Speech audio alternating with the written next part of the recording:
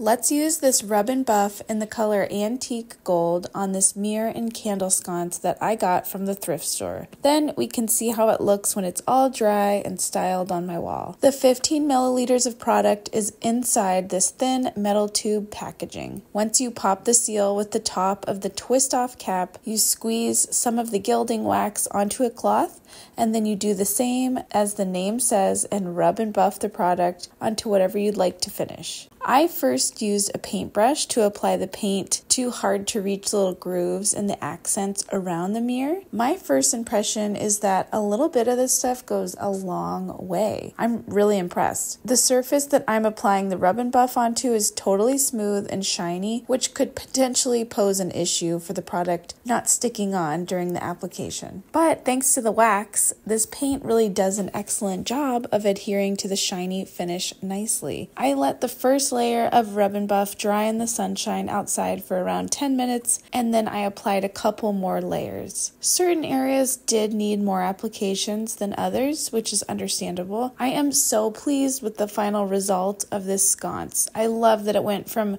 honestly kind of cheap and generic looking to more like an authentic antique. I will definitely continue using this to restore or spruce up other decorative items around my house. I will say there is a strong smell of paint, so I made sure to keep the space I was working with this well ventilated. I would highly recommend to anyone thinking of buying.